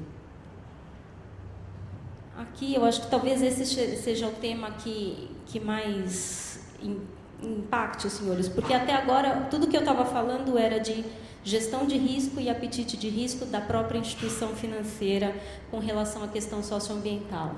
A partir da resolução do Banco Central do ano passado, esse tema então passou a ser planificado e ser exigível de todo o setor financeiro a verificação de critérios socioambientais para concessão de crédito, para aprovação de produtos e serviços e nas suas próprias atividades. Então, o objetivo da resolução não é que todas as instituições financeiras tenham um padrão de gestão máximo custoso, mas o risco socioambiental é um risco que integra os demais riscos da instituição e, portanto, ele precisa ser gerido.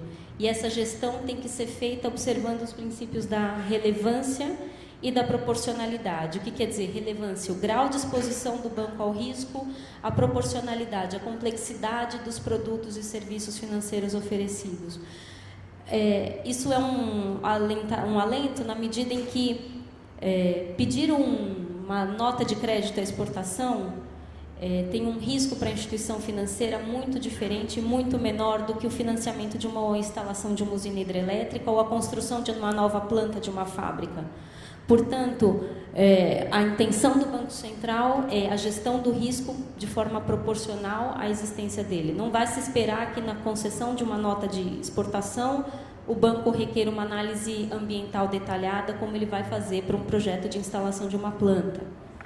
A aplicabilidade, a intenção do Banco Central, de novo, é a gestão do risco, mas não dizer como essa gestão vai ser feita. Cada instituição financeira precisa conhecer o seu risco e desenvolver formas de fazer essa gestão. E por fim, a abrangência, que abrange novas modalidades de produtos e serviços, operações e as atividades da própria instituição financeira. As instituições financeiras vão fazer isso através da criação de uma política de responsabilidade socioambiental. Instituições, existe um cronograma diferente, então todas as instituições vão passar a ter algum tipo de exigência, sendo que as instituições maiores a obrigatoriedade passou a ser obrigatória em 28 de fevereiro, e para as demais instituições essa obrigatoriedade passa da existência de uma política passa a 31 de julho de 2015.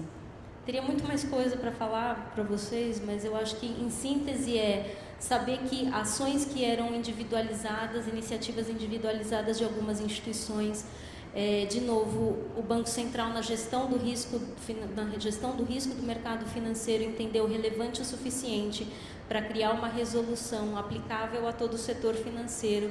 Portanto, não vai ter mais agora só não é aquele banco chatinho, é uma demanda do setor financeiro.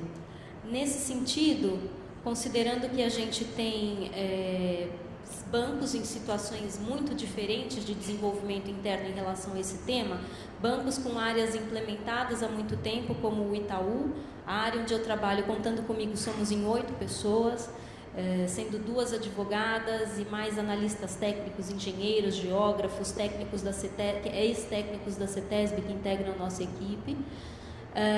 Mas existem bancos que não têm nada, bancos que nunca se preocuparam com o tema, nunca foi um tema relevante para eles. Então, a autorregulação da FEBRABAN é uma forma de trazer a resolução do Bacen, que é muito principiológica, muito baseada em diretrizes gerais, para uma forma mais tangível, mais possível de ser aplicada.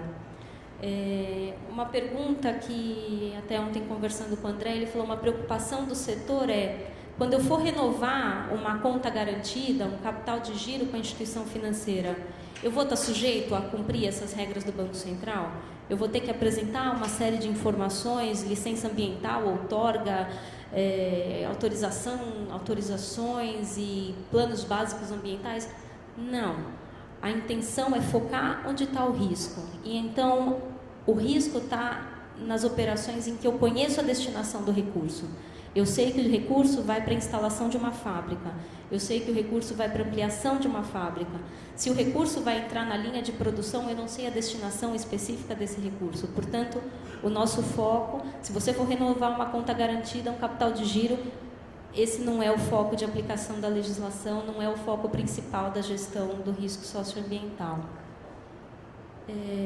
Aqui um pouco só de como é que é a política de risco socioambiental do Itaú BBA, algumas preocupações que a gente tem, como não financiar empresas envolvidas em trabalho em práticas, utilização de práticas análogas à escravidão, trabalho infantil em desconformidade com a legislação, atividades que incentivem a prostituição, lista de atividades restritas, são atividades que a gente considera que tenham um risco socioambiental maior, não significa que a gente não financie essas atividades, empresas que desempenham essas atividades, significa que a gente tem diretrizes e critérios específicos para esses segmentos.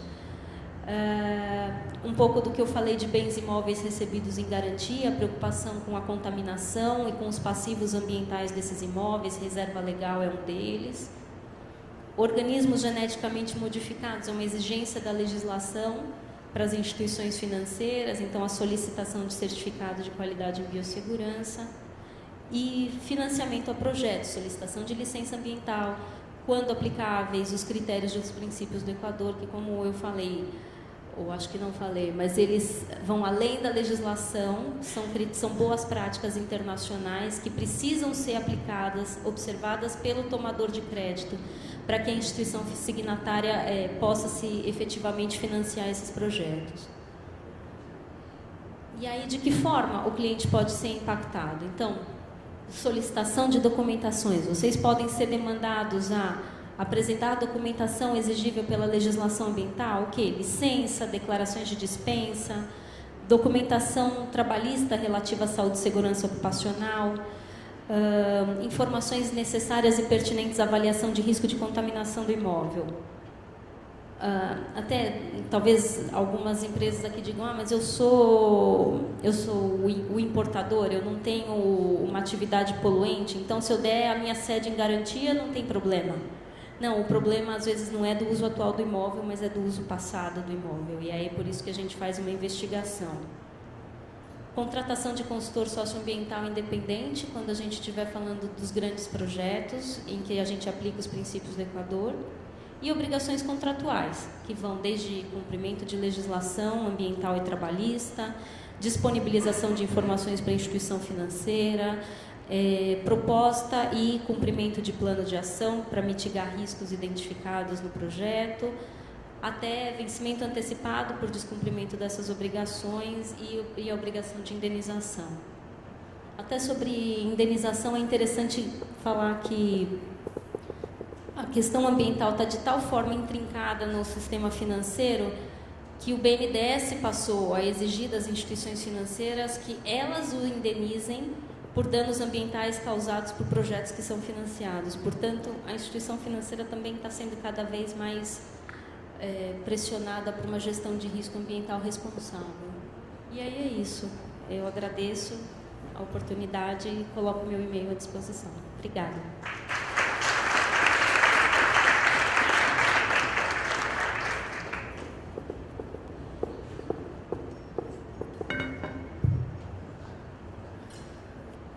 Buscando uma dinâmica diferenciada nesse trabalho, nós tivemos 2 perguntas para a Lina, uma pergunta para o Ariel e uma pergunta que foi endereçada, mas eu acho que o Fabrício, em função de ter trabalhado o aspecto do documento do SICOM, ele pode também dizer um pouco sobre esse aspecto dos equipamentos na rede de assistência técnica.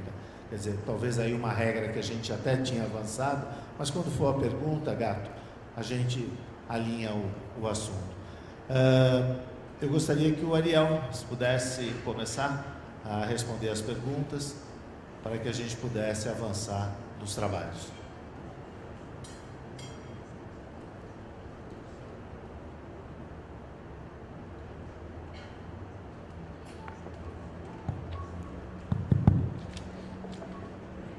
A pergunta é da Fernanda Stefanello, não é? E ela pergunta, muito bem, quer dizer, os diversos setores industriais, a exemplo de eletroeletrônicos, lâmpadas, também devem ou vão enfrentar os problemas da logística reversa. O que lhes aguarda, digamos assim, além do que, evidentemente, pode ser um estímulo feito através das compras públicas, diferenciando aqueles que se submetem, evidentemente, a um termo de compromisso, a um acordo, não é?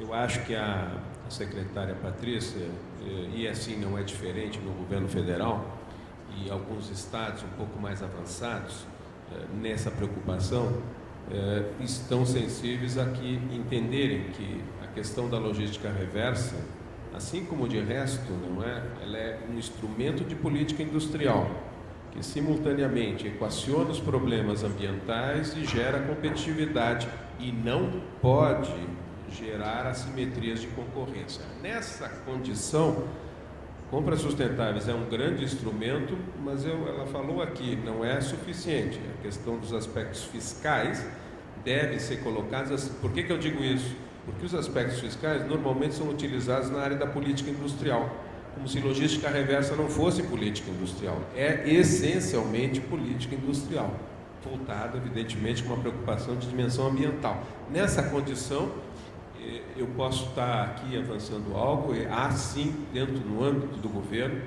uma vontade de aliar, não só talvez mudanças ou complementos à lei da PNRS, a Lei da Política Nacional de Resíduos Sólidos, mas também outros mecanismos de estímulo fiscal. A experiência internacional mostra isso. a maior parte dos países mais avançados, no que diz respeito à aplicação da logística reversa, combinaram os instrumentos e criaram, a Inglaterra é um exemplo, a Holanda é outro, enfim, combinaram os instrumentos para poder fazer com que os estímulos acelerassem o processo de adesão e não ficassem, como aqui foi colocado pelo Fabrício e foi também pela Aline, o problema dos vinculantes, aqueles que escapam, que não se submetem e que, portanto, os importadores, etc., vão criando o que nós chamamos, não é, zonas de escape. Portanto, os estímulos, em alguma medida, são as fórmulas pelo qual a gente não elimina ou, pelo menos, mitiga as zonas de escape. Eu não tenho dúvida que nos próximos... Este ano é um ano mais difícil, vocês já perceberam, mas eu não tenho dúvida que isso está, sim, num horizonte, e eu diria quase imediato, de combinar estímulos, senão não vamos ser bem-sucedidos, e há uma sensibilidade no âmbito do governo federal, eu não tenho dúvida. E talvez eu esteja aqui expressando algo inadvertido, eu acho que também no Ministério da Fazenda, que sabe, junto com o Ministério do Meio Ambiente, de que algo é preciso fazer para complementar o que está sendo definido no âmbito dos acordos setoriais. Você poderia, na continuidade... As perguntas se referem a aspectos fiscais da questão de transporte de resíduos sólidos no caso de lâmpadas. Marcelo Oliveira, da GMC, e a Fernanda Stefanello. A questão é complicada inteira fiscal, seja pela classificação ainda não existir de resíduos como resíduos e não rejeitos. Então, na verdade, lâmpadas, apesar de não ter um valor agregado, ela ainda é considerada um resíduo na legislação nova, que, portanto, cabe algum tipo de reutilização ou reciclagem. Então, não é um rejeito. O que a gente tem na legislação fiscal hoje é uma classificação, seria para rejeito, para aquilo que é sem utilização. Então, a legislação fiscal ainda precisa ser adaptada nos seus regulamentos para admitir essa modalidade intermediária de alguma coisa que é resíduo com uma classificação ainda de reutilização e aquilo que vai ser considerado como rejeito. Então, a gente não tem a resposta ainda de como vai ser acompanhado o transporte de resíduos de lâmpadas para fins fiscais. Acho que esse é um trabalho do Ministério da Fazenda, junto com a taxa visível que o Fabrício mencionou, que depende de uma regulamentação do CONFAS também, para definir como na nota fiscal você vai segregar aquela parcela do custo do produto que se refere à logística reversa. Então, essa é uma das demandas que os setores têm para o Ministério da Fazenda. Eu não tenho a resposta ainda.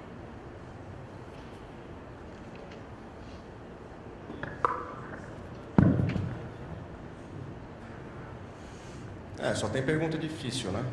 Ninguém fez uma perguntinha fácil. Aqui também veio uma no mesmo sentido, né? O Wagner, da Brasa, Associação Brasileira Pós-Venda de Eletroeletrônico, tratando da titularidade dos equipamentos eletroeletrônicos, no caso, os abandonados nas oficinas, nas assistências técnicas, se estaria sendo contemplado de alguma forma na logística, como está sendo internalizado esse assunto.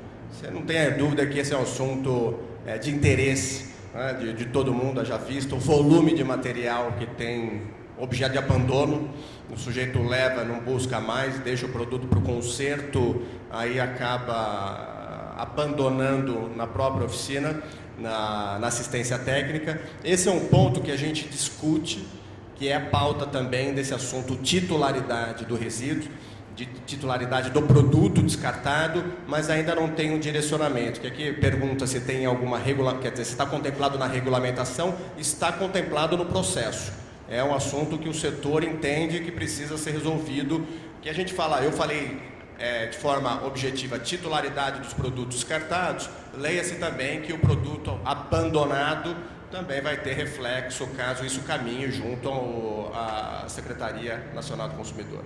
Tá, mas não tem nada ainda definitivo e nem um posicionamento firmado. A única coisa que a gente pode falar, assegurar, é que está contemplado no processo. Fabrício, seria quando da nossa reunião com a secretária Juliana, nós endereçarmos esse assunto, que talvez para a Brasa a temporalidade em caso específico, poderia prevalecer. Por exemplo, na nota fiscal lá da assistência técnica, traria a seguinte mensagem: a sua não manifestação sobre a continuidade do serviço ou não, num prazo de 60 dias, o equipamento, uma vez considerado sem condições de reuso ou tudo mais, poderá ser disponibilizado na malha de logística reversa. E aí a entidade Abrasa ganha aí um cenário de oportunidade, de destinação ambientalmente adequada dos equipamentos pertinentes da sociedade, entendeu? Eu acho que esse pode ser um foco que a gente provoque quando dá reunião com a secretária. Perfeito, acho que é isso mesmo. Acho que está na pauta. André, deixa eu perguntar uma coisa que me veio quando eu vou aqui, porque eu acho interessante essa questão de colocar, não é visivelmente o ecovalor, portanto o custo da logística reversa, lembra um pouco toda a discussão em torno da sacola plástica que a Abras, não é, e junto com o Ministério do Meio Ambiente vem defendendo, inclusive o pagamento, né, que seja cobrado e aí seja claro, explícito, para que o próprio consumidor tenha uma noção clara das escolhas que ele faz como um consumidor responsável. Vocês já chegaram a levar em consideração que não apenas na nota fiscal, mas no rótulo do produto apareça tem alguma coisa assim nesse sentido? Porque o problema do exercício do consumidor responsável, ter clareza de que ele está fazendo não só pagando mais, mas também cumprindo com o papel, nos ajuda na ideia das campanhas, de ampliar, não é, o exercício do consumidor responsável, como é o caso do selo, do selo de energia, etc. Não é? Então, eu não sei, vocês já chegaram a pensar nisso? Já, foi boa a pergunta, Ariel, porque essa eu não vou bater, entendeu? Essa eu não vou bater sozinho, entendeu? Essa discussão ela veio à baila quando nos deparamos na ABINE com um projeto de lei que sugeria e tramitava numa velocidade que até chama a nossa atenção, que era que toda a embalagem do produto eletroeletrônico, ou o produto ou a etiqueta, deveria constar todos os pontos de reciclagem do Brasil no equipamento. Então, se eu comprasse um notebook em São Paulo, aonde eu estivesse no Brasil, lá na etiqueta ia ter qual o reciclador mais próximo de mim, constando no equipamento. Isso, ao mesmo tempo, surgiu para nós um cenário de oportunidade. É engraçado como nós aprendemos a nos portar quando deparamos com essa dificuldade. Isso fez com que o Ademir, com o Henrique, com a nossa equipe legislativa, com o apoio do Fabrício e de outros profissionais, pudéssemos criar dentro da ABINE um acompanhamento legislativo das matérias que tratassem sobre rotulagem. E não vou dizer isso, quem vai dizer vai ser o Fabrício ou o próprio Ademir, que acompanharam quantos projetos de leis tentavam disciplinar a mesma coisa. E imagine que tinha estados que nós teríamos que ter uma etiqueta no produto para cada estado. Fabrício? Não, só para complementar, Ariel, exatamente, qual que é o receio? Por exemplo, São Paulo tem uma lei estadual que trata de informação no rótulo. Aí ela fala, tem que ter informações ABCD. Quando você manda, especialmente com as multinacionais, as nacionais também, tem um rigor em termos de compliance, que publicou a lei, cumpra-se. Não tem esse negócio, lei que pega ou lei que não pega. Aí, como é que você justifica para o board da empresa que no produto comercializado em São Paulo você tem que trazer esta informação? No Paraná você não tem essa obrigação, Espírito Santo, nenhum outro lugar. Então, essa questão da rotulagem, acho que é um ponto que está internalizado, até porque quando a gente fala de responsabilidade compartilhada, são 3 pontos. Melhoria do produto, informação e logística reversa. Então, na informação, a gente precisa ter uma regra federal alinhada. Exato, uniformizada no acordo, porque o que acontece? Esse caso da lei de São Paulo foi objeto de uma ação civil pública do Ministério Público, que simplesmente falou, fiscal da lei, eu estou cumprindo a lei, está publicada, ela está no mundo legal. Então, cumpra-se as empresas. No caso, ele elegeu as fabricantes de celulares, mas poderia se atender a todo mundo. Objeto de uma decisão de primeira instância desfavorável para a indústria, determinando a decisão do juiz do Estado de São Paulo que se implante os pontos de recebimento em todo o Brasil.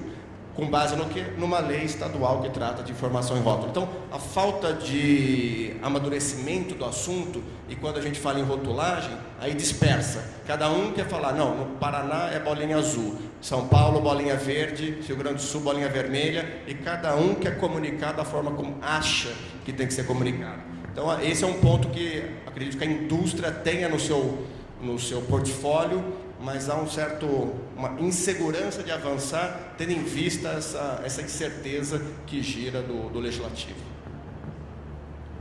Bom, dando continuidade, eu vou agradecer a presença da Lina, a presença do Ariel, a presença do Fabrício, da Juliana, da secretária Patrícia, do Ademir, mas nós vamos, nessa continuidade, desfazer a composição aqui do palco e depois chamar o Marcelo Oliveira, diretor da GMC, o Ricardo Rodrigues, gerente de negócios da Umicore Brasil, o Cristiano, secretário executivo do Instituto Nacional de Resíduos, e o Carlos Oddi, diretor-geral do Synchronics. Vocês estarão sob a coordenação do Ademir, e eu só peço 1 minuto para que a gente possa efetuar essa movimentação.